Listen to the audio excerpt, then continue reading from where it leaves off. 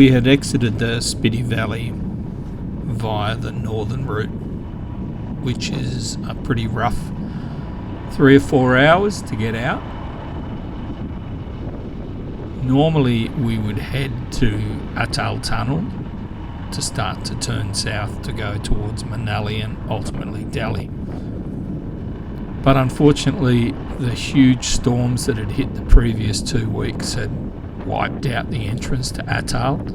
So we needed to turn left and go across the Rohtang Pass to get down to Manali. Normally, to go across the Rohtang Pass, you need to have a permit because they limit the number of cars and bikes and trucks on there every day. But because of what had happened with the weather and the wiping out of so many roads in northern India, they'd wiped the requirement to have a pass to traverse Rohtang, so we were free to just go. The traffic was light anyway because most of northwestern India was almost impossible to get through, so the numbers of travellers were probably at about 5% of what they normally were.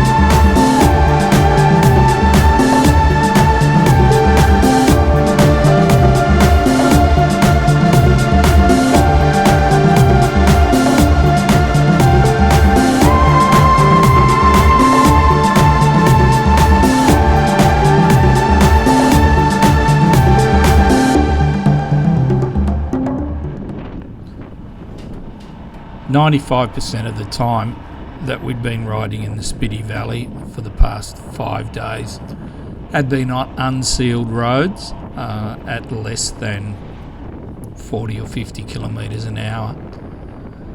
So to be back on bitumen with a good surface and able to open the bikes up was actually a novelty and really enjoyable. Rohtang has many switchbacks and many height changes, so it is quite a good road to ride, especially the way we got it on this day because there was hardly any traffic.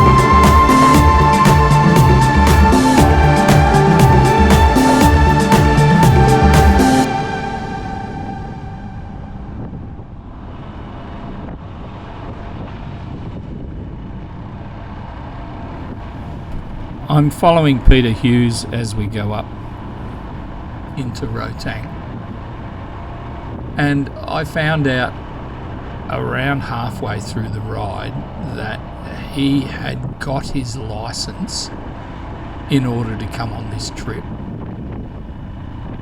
And to say I was staggered would be an understatement, because the next thing I found out was that he'd only been riding for a year. So his abilities off-road were that of someone who'd been riding for probably 10 years, and on-road probably someone who'd been riding for 3 or 4 years. And after talking with him, I put it down to he'd spent a lot of time mountain biking off-road. So he already had the balance set out, and he already had the ability to read terrain. So it was quite stunning to see someone with so little experience be so capable off-road.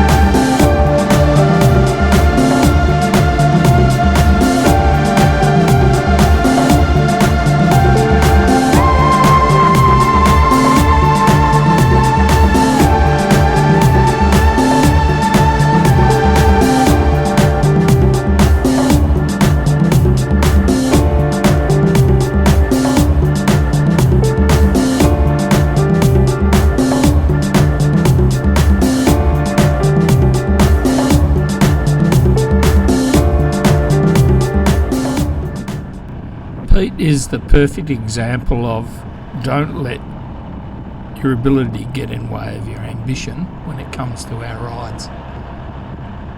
You will be able to cope with just about anything that gets thrown up at you, and what you can't cope with, we will be able to help you get through it.